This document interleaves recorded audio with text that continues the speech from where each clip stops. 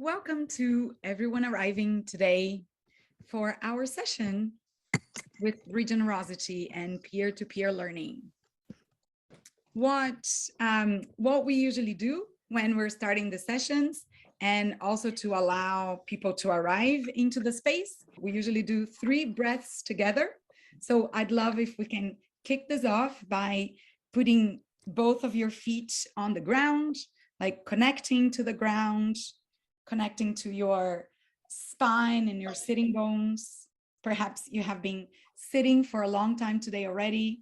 Perhaps you're just getting up if you're further behind in the time zones. But yeah, close your eyes if you would like. But yeah, get in touch with your breath. Take a big inhale. Exhale together. You can stretch. And get ready because we have a packed agenda today. Yeah, so I'll be moderating the session today with all of my wonderful colleagues from Regenerosity. And my name is Ruth Andrade, and I'm originally from Brazil. I work with environmental strategy and giving for Lush Cosmetics, but I'm also one of the co-founders of Regenerosity. In our session today, we're going to talk about peer-to-peer learning and how, in a world of increasing disruption, where we're seeing more and more wicked problems that are very, very challenging and complex to resolve, we can go further and faster if we actually find ways of accelerating our mutual learning, our mutual support, and our capacity for reflection. I always say that at a time now, we really need to be very precise about the actions that we're taking, and sharing learning is one way of increasing that capacity. And at Regenerosity, we've been facilitating peer-to-peer learning, both amongst our grassroots partners, as well as engaging funders in what we call unlearning together. I think funders need to unlearn together more than we need to learn. And in order to do that today, we're going to start with a little theory of a little introduction to the theories that underpin our practice at Regenerosity. Then we're going to have a super lively conversation with funders and our project partners. And then we're going to go into breakout rooms to have the more engaging and interactive part of the session, where everyone here can contribute to some of our challenges or issues that we're going to present. Not ours, but you present a challenge or an issue that you're having, and count on the collective intelligence to help you move through that. I'm going to pass it on to my colleague Faith, who will introduce herself and Regenerosity to you. Thank you. Thank you, Faith. Thank you, Ruth.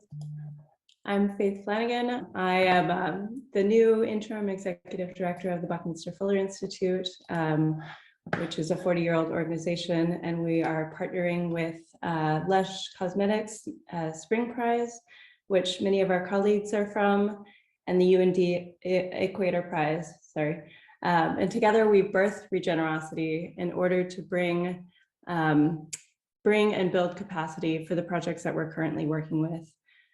We have over 15 years of due diligence experience and an ecosystem of over 400 projects that we've worked with in the past. And we've invested over 20 million in vetting and funding projects. What we say is what we do is we identify and resource and celebrate and also learn with and from the nature-inspired regenerative projects which we work with. Regenerosity funds and resources grassroots and storytelling projects that accelerate adoption of these regenerative practices as a means to achieving thriving communities, economies, and the climate.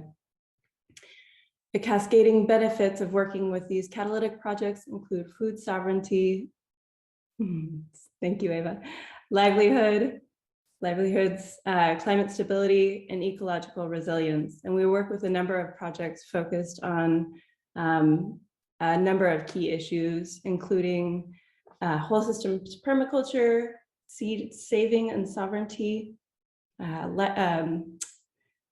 community mobilization, water restoration, community development, and many others.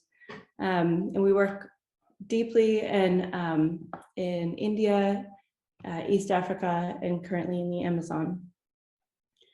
Today, we're joined by two of our partner projects, YICE Uganda and Earth Forever. So they can tell you a bit more directly about their work and about our process as well. Our theory of change is based on working across scales, based on place-based impact, starting with kind of like the whole, where we co-design catalytic programs with grassroots organizations based on long-term relationships of trust. And we flow capital to projects to increase their impact. As I mentioned before, we're working on a re-granting program where we give catalytic funds to projects in East Africa, India, and the Amazon, in Ecuador and Brazil currently. And then we co-design these grants with projects based on participatory method, which we've created called the Regenerative Capacity Development Framework. This process is based on dialogue and deep listening. And we have a participatory learning, monitoring, research, and evaluation methodology, which we use to tell these stories through.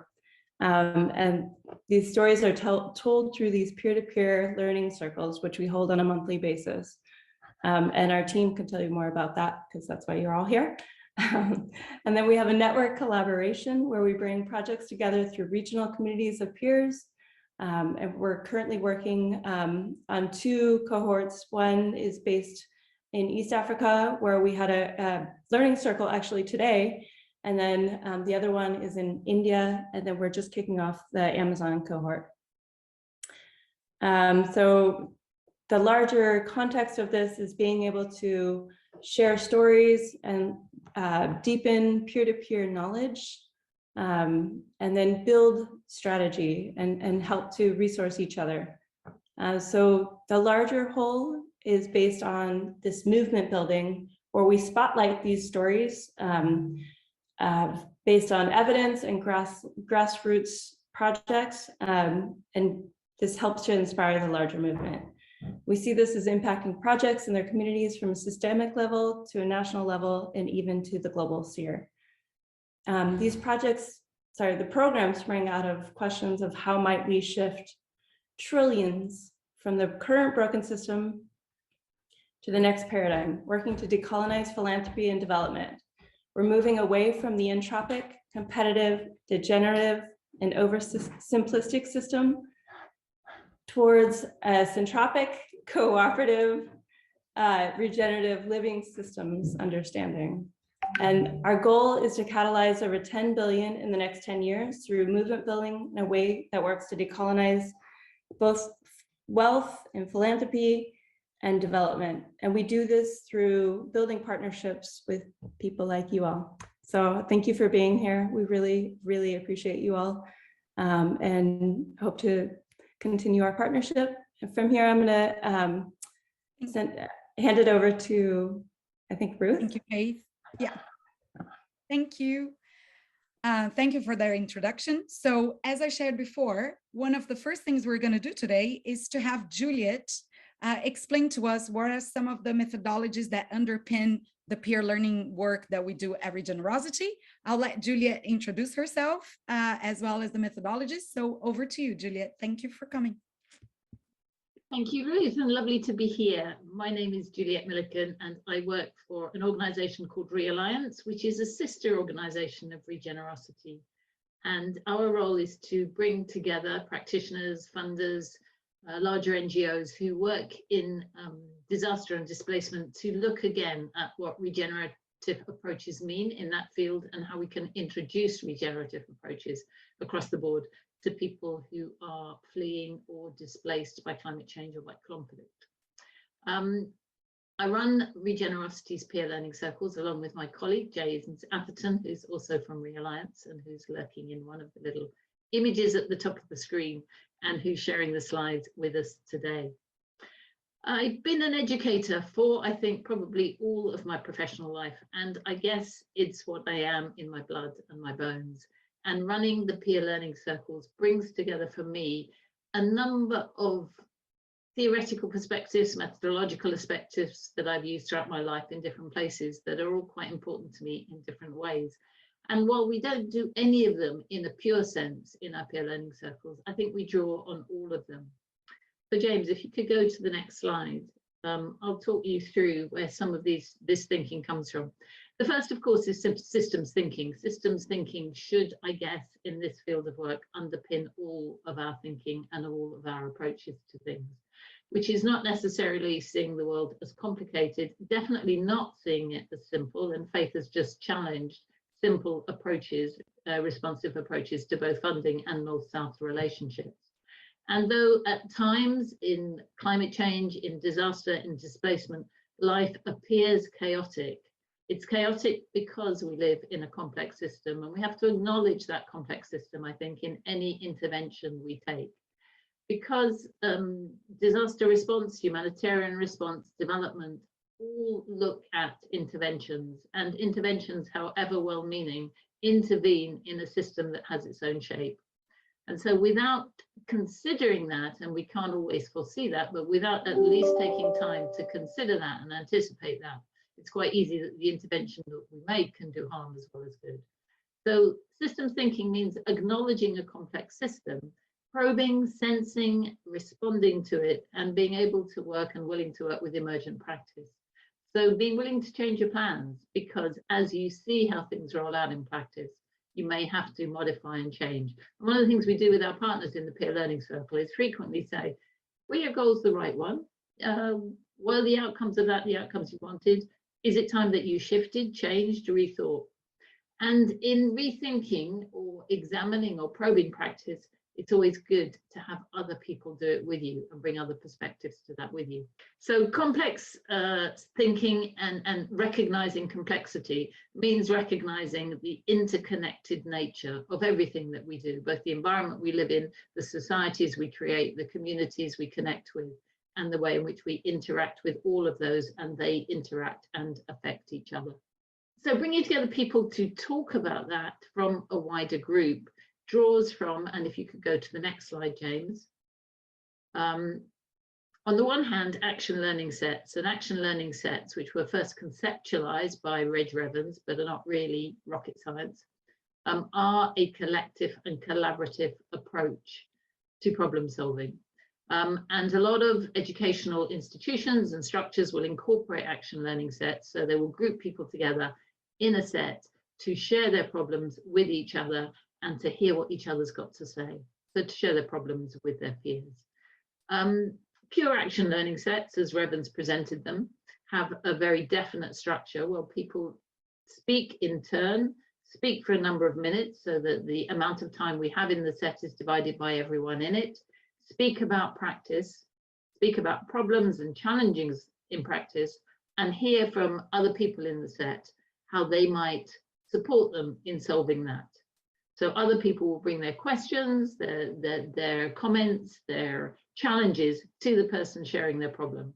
And the person sharing their problem will take from that and commit to an action between that set meeting and the next set meeting.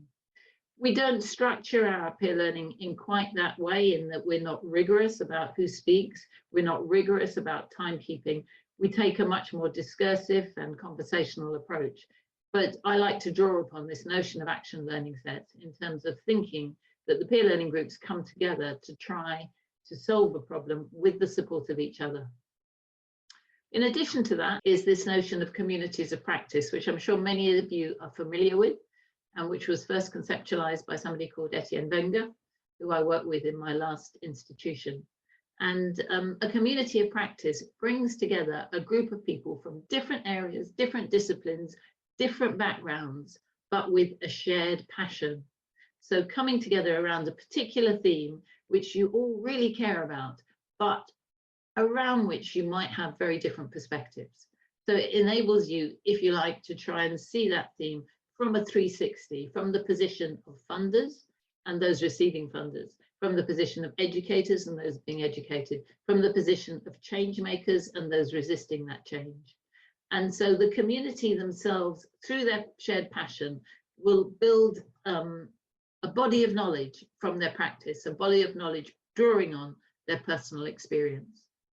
And then the final area that I chose to look at, if you could move on the slides, James, is how this comes together in our own peer learning circles. So while we don't strictly keep to the rules of an action learning set or the rules of community of practice, we do meet together online. We bring together people from different parts of the world who are all committed to regenerative change, some working in conservation, some working in forests, some working in agroecology, some working in permaculture. And meet monthly around a common theme. So generally we'll share that theme in advance and invite people to come together, having thought a little bit about that theme with a problem that they want to share, and then invite each other to feedback and comment on what's going on in their partner or their neighbour's life. So we create regional cohorts of regenerative practitioners. The one on the screen is from East Africa. We have another one from India. We have two representatives, one from the East Africa cohort, one from the India cohort on our panel today, and we're going to hear from them very shortly. And as a whole, we recognise that nobody holds the monopoly on knowledge. There's no single right answer. The knowledge is distributed and knowledge is shared within each one of us. And that by bringing that together, we get a greater sense of this complex thinking, systems thinking that underpins all of this. So that's what we do. We're going to give you, or try to give you, a sense of that today by trying it out live, but by going into four different breakout groups. In fact, there's 6 breakout groups around 4 themes. So we're going to let you choose which theme you would like to go into. Whether it's around education and capacity development, communication, storytelling and media, livelihoods and food systems, or finance, philanthropy, or alternative ways of funding. So hopefully you'll find in that group, when you get there, some people who have a shared passion for that area, but maybe a very different position within that area and a very different perspective. Those are going to be run by us. And we'll give you some guidelines on how we're going to run them in a minute.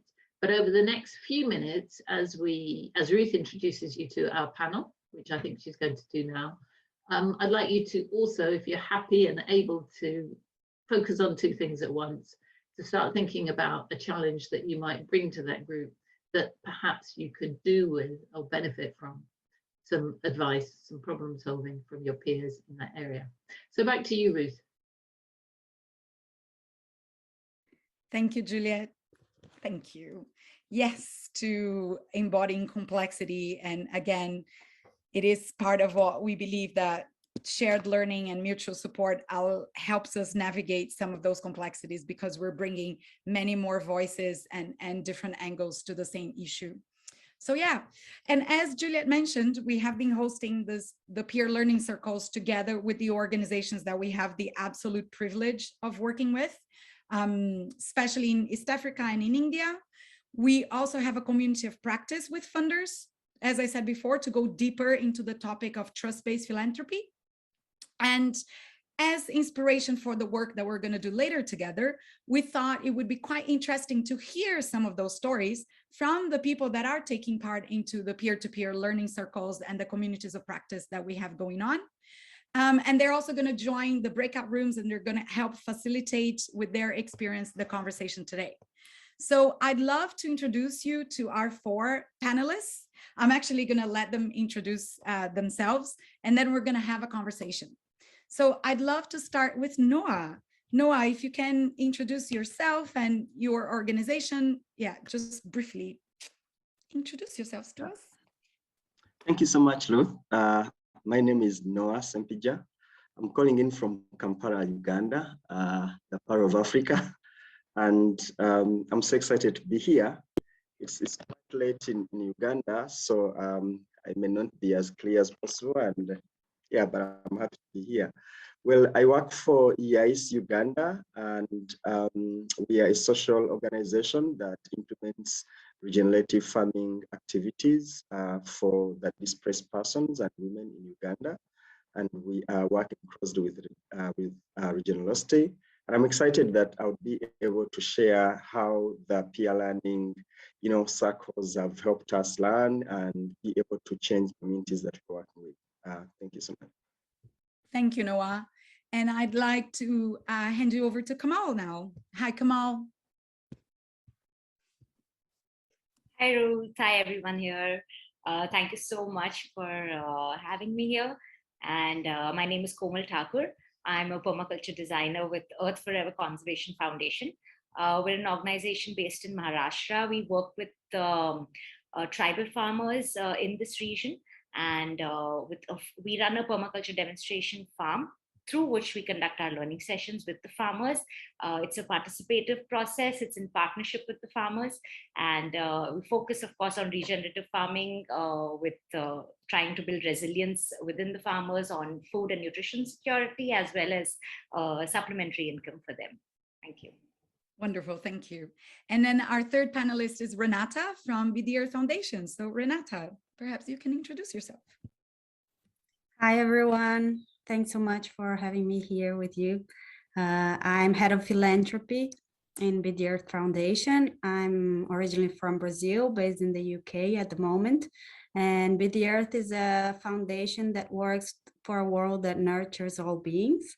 And we work with a hybrid model that combines both philanthropy and impact investment and other creative ways of using capitals and different ways of using capitals to create this world that we dream of.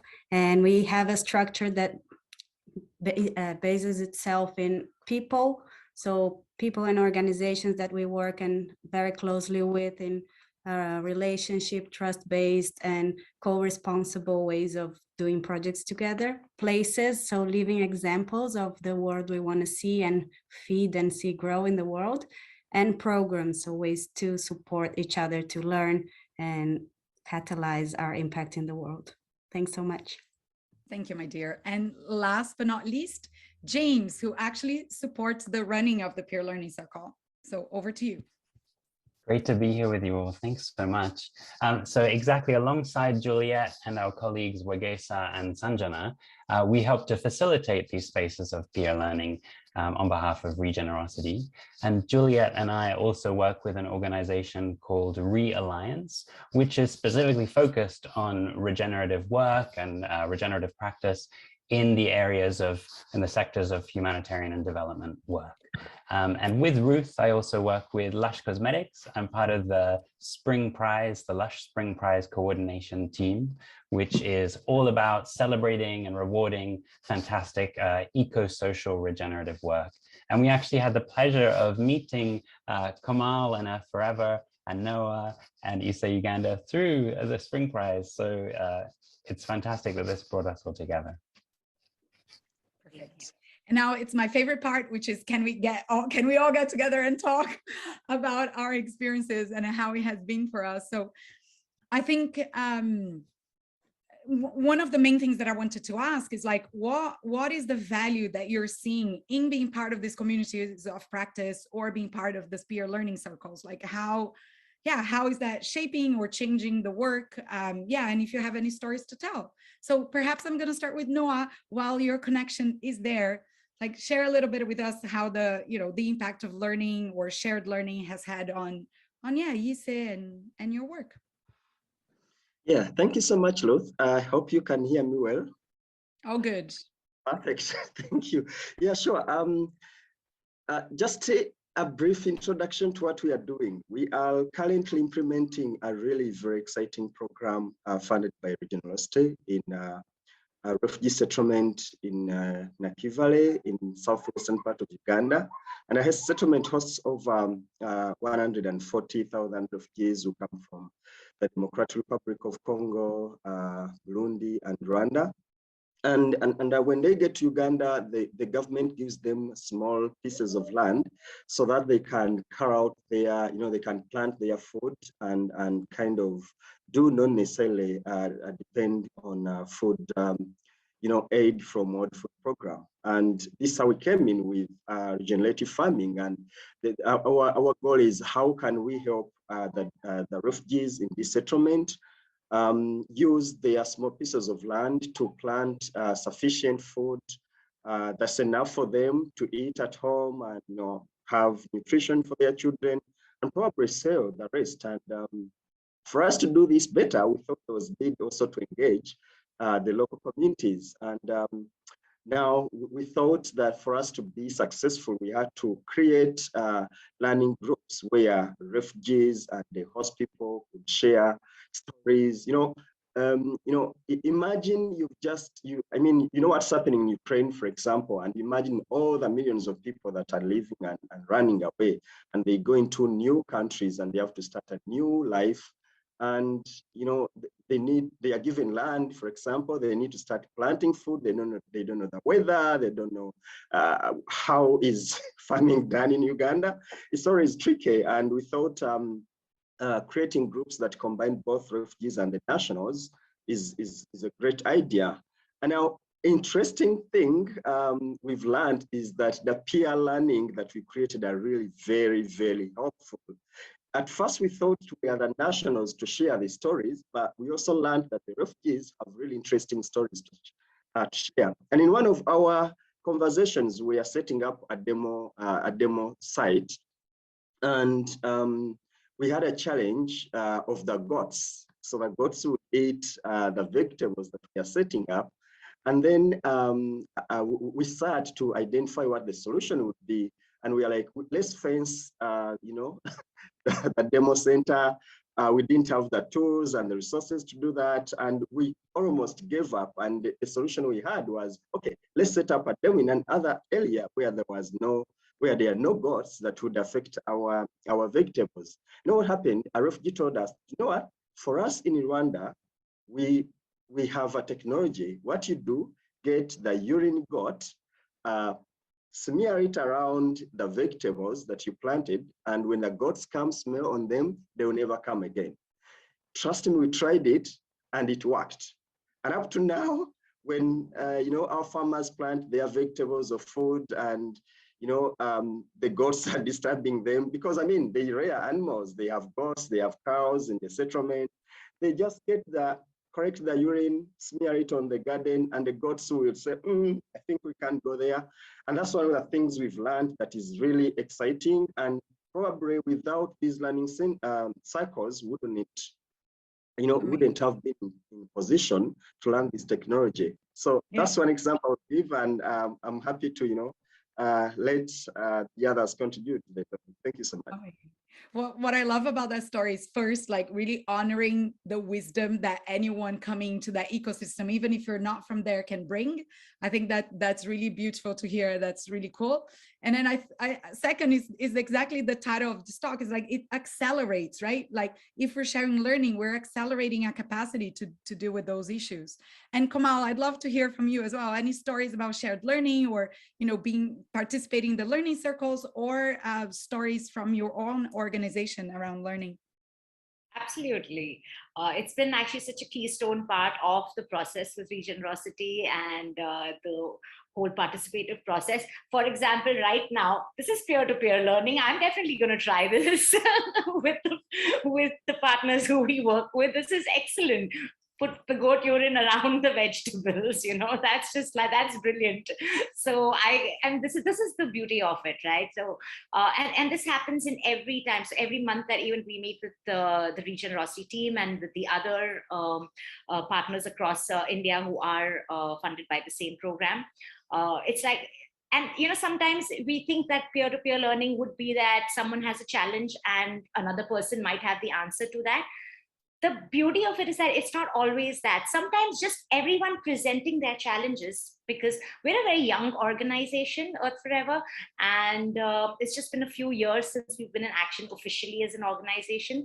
And suddenly we have all this monitoring and evaluation. We have to understand how we're going to be tracking progress on our project. And a couple of other people on the group were also facing the same issue, and it was brought up in one of the meetings. And somehow listening to their problems, I was like, but that's not the focus, right? I mean, shouldn't you be doing the monitoring and evaluation based on this specific thing, because that's the core of your project? And I realized, oh my God, that's where we are going wrong. it is someone else's challenge can also bring that up for you. And we managed to structure we had started with 30 points that we wanted to track on the project. Like we wanted to see how fast the vegetables were growing, what was the biodiversity in the space, what was the income of the farmer. We had like 35 points there, and it would have been impossible to do that. And it would have really scattered the project. So as part of the project design, I think that was really insightful to just have those conversations with people. So I would say first and foremost that.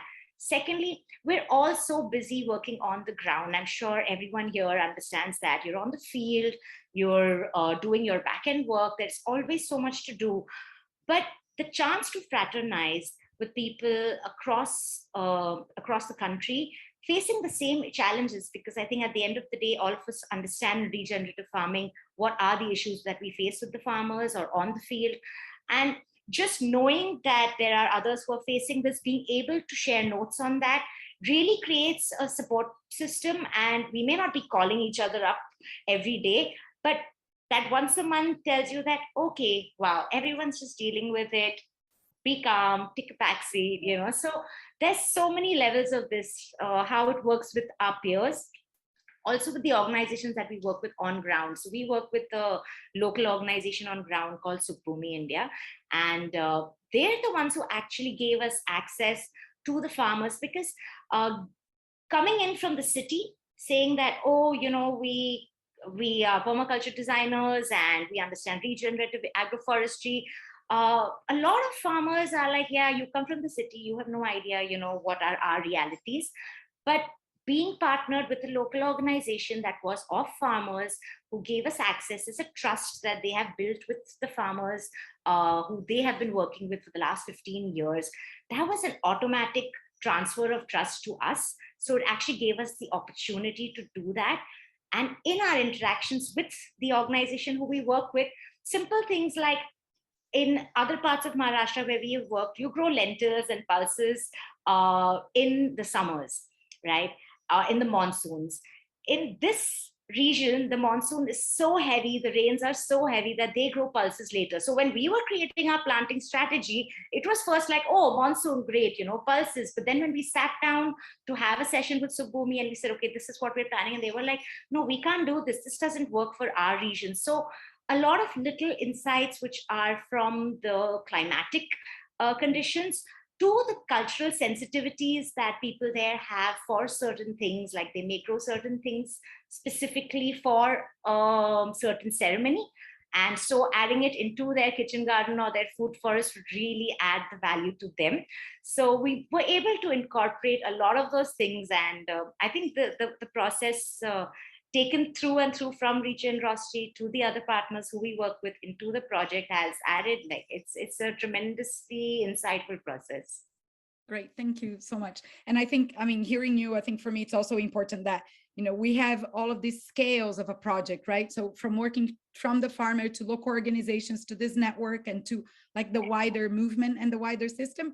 And I think the most important thing is to create these opportunities for the information to flow. So we're all learning, right? We're also constantly sharing the information. And I think you mentioned a word that has been really important for us as well, which is trust.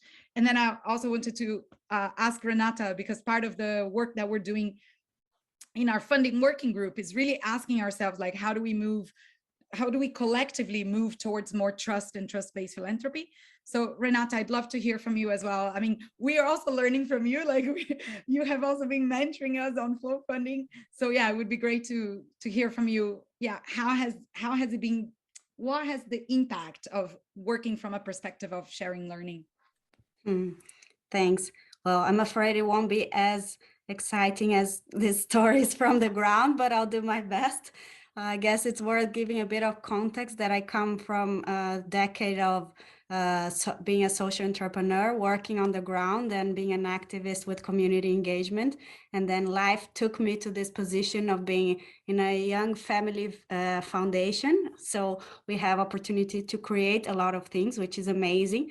But I ended up here with not any experience in being a funder or anything. It was just this experience of being on the ground and seeing where the lacks were because when you're talking about community engagement, it's really hard to measure, it's really hard to fit in a bucket that you can apply for a grant. So all these things I was suffering with for 10 years, I brought with to Be the Earth Foundation. And when we got to these peer learning groups, is like, actually, I'm not that crazy. I know I'm trying to address something I personally suffered with, but there's so many people that, of course, my peers, activists on the ground suffer with, and there are names for these things. So trust-based philanthropy, peer-to-peer learning, action learning. So all these kind of labels that in some ways reduce a bit of the complexity of what we're doing, but in other ways just legitimize and reinforce how this makes sense and how the way we're doing philanthropy needs to shift, because it doesn't address, it's just replicating the system we want to change.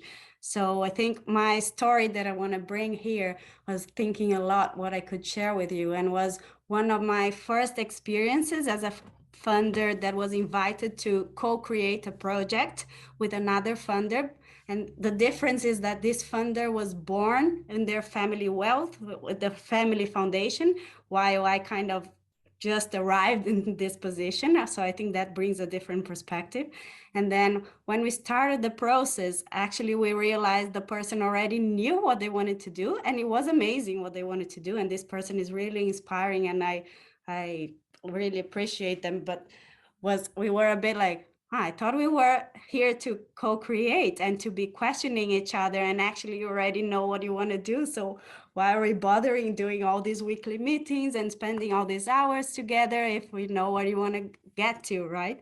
And my insight on that is that even though a person wants to be open for feedback, it also depends on the other parts of the circle to push a bit, because I think as grantees, people are always wanting to please and wanting to be really nice and say how wonderful the funders are and how creative and innovative you are and all that. But if we don't really push and really question and stress the level of trust and how we decentralize the power, the people that are in the position of wealth will never learn, because if they're not being questioned and they say they're decentralized and people are saying, yes, you are, you're doing amazing, then they're going to say like, great, I'm just going to keep doing what I'm doing because that's amazing. So I think this was one of my first learnings, and how to bring that message across, that's another conversation that I don't have the answer for.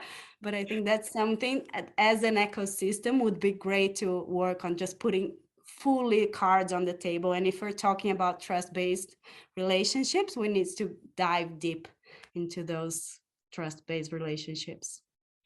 And again, like the whole, like I think also what happens in the peer learning circles and in all of these working groups has like, you need to count that people feel safe enough to speak the truth, right? So how do we also create that, opportunity where people can really speak their truth and contribute in meaningful ways?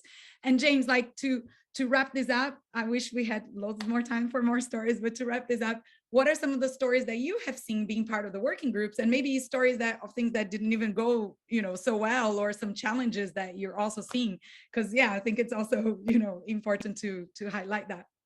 Yeah, completely. And I think like Renata was saying about the importance of having spaces of trust and honesty, we've really seen that in our peer learning spaces, because like Komal was saying before, the real importance of sharing and the real power of sharing these big challenges that people are facing and having a safe space to bring these up can be really transformative, I think.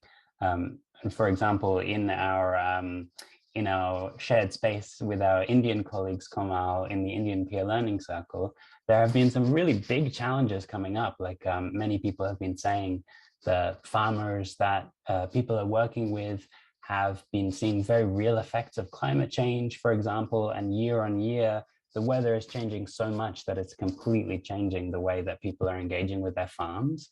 Like these are really big challenges to bring to a space. But an example from a couple of weeks ago, Noah, another big challenge came up in our peer learning space, where someone brought up the challenge of when people are transitioning from very conventional agriculture, so maybe people are using lots of chemical inputs, chemical pesticides and fertilizers, if they're transitioning from that to regenerative agriculture and organic and regenerative, sometimes people are almost, not convinced straight off. There's a lot of time for transition that can be a really challenging process for some farmers. And the example that you gave, Noah, I think was really powerful. You shared one example of how it's worked for you in the past to give a cost perspective and say to farmers, well, actually, you're not having all of these cost inputs, and actually it's cheaper to not have all these chemical inputs and chemical fertilizers and pesticides. And I thought that was very powerful because it was a very tangible example of how these big challenges can be brought into, real and lived experiences. And yeah, we see that so much in our spaces together every time we call. So thank you both for it.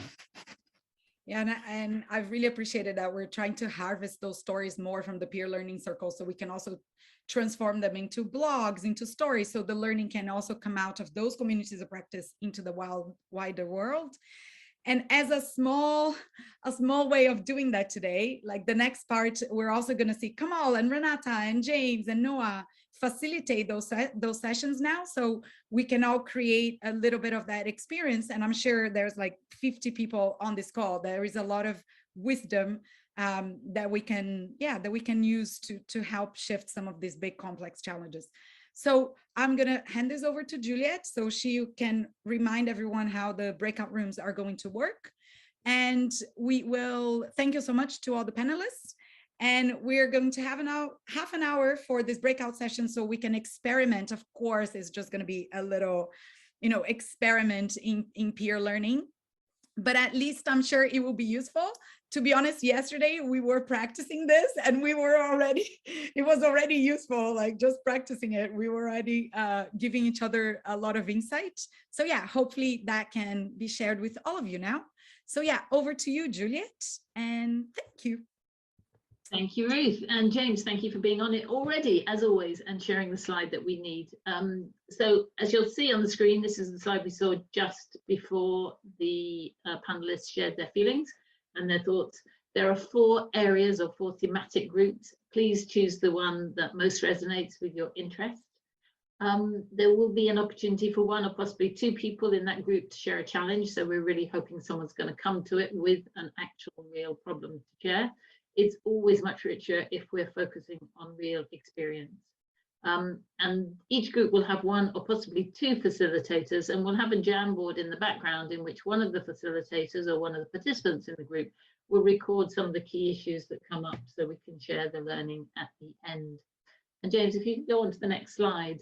In the panelists speaking, there were various themes that came up again and again, like trust, building relationships, a place of safety, but also challenging, interrogating, digging deeper, doing more than reporting back, really trying to question each other and recognizing the complexity of many of these issues. Now you're going to pitch up in this group in a few seconds, and quite likely you won't know anyone in it. So there won't be relationships, there won't necessarily be trust, but I hope that we can all come to it with a spirit of openness and willing to listen. So I just popped up here a few ground rules to guide how we're going to work together. The first is to listen actively to each other and note any unconscious bias that comes from how you see someone, from the stuff they say, maybe how they appear on screen, maybe their name. We've all got these unconscious bias somewhere there. So note yours, don't speak about it, don't act on it, but just notice it and try to listen openly. Feel free to challenge and interrogate. That's the purpose of this, but challenge the statement, not the person. And try to back up any challenges or any points you make with real experiences or examples, not just I think it might be better to do it this way, but in my experience, or I have seen something work where, so that you're grounding it in some evidence. And that evidence can be personal experience, it can be learning that you've done elsewhere. And learning that you glean from this, feel free to share it externally, but don't use people's names or things that individuals have said and attribute that to them without consent. So be respectful of the people in the group and don't start spreading something that they might have said without asking them first. Recognize that people come from very different perspectives, and that's the purpose of doing this, to bring these different perspectives together. And that the value of all this work is acknowledging those different perspectives and those very different forms of knowledge and forms of truth. So I'm going to hand over to Faith, and she's going to do the techie bit, and then I'm going to jump over to one of the action learning sets, peer learning groups, and I'll see some of you there.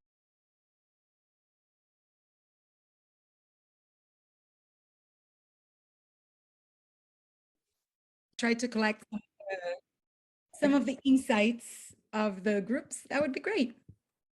Excellent. Yeah, so we'd love to start with some of the insights from the groups. Okay, so would you like to share a little bit about some of the insights that were harvested from your group? Yeah, do we have to share this slide, the Jamboard, or we just talk about it? I think you could just talk through it. We'd love to see everybody's face here. Okay. So yeah, we had a very interesting conversation, and things are coming out very wonderfully.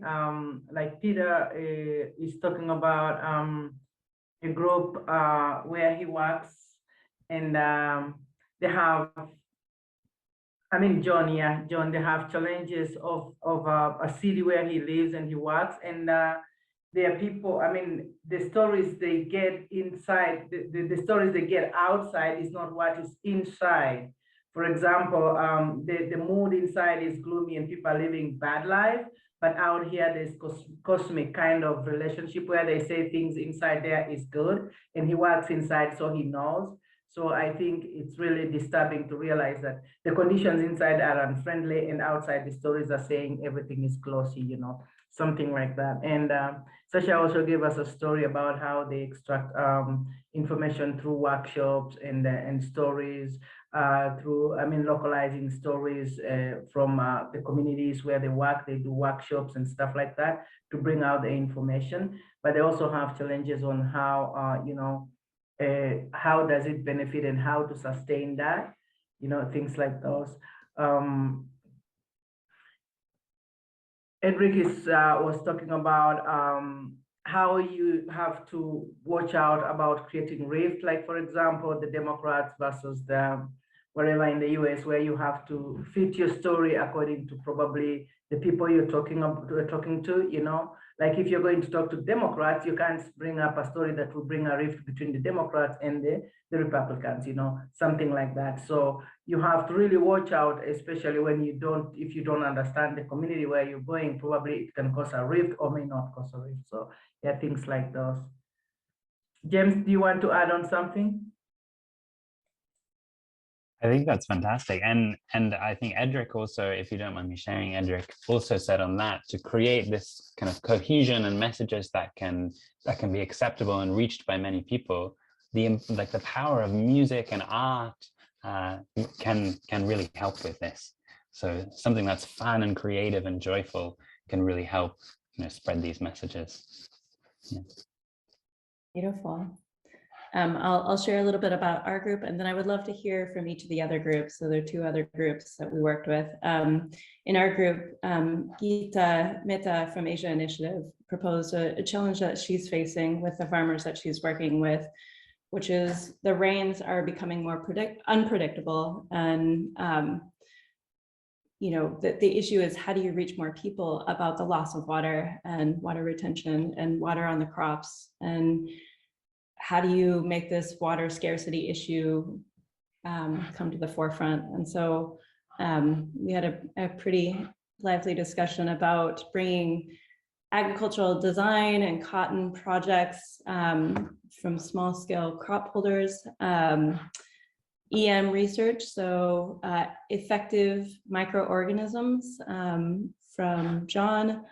There were a lot of solutions proposed, and it's quite interesting. You know, there are so many different styles of technology to use. Richard proposed using AI and sharing AI.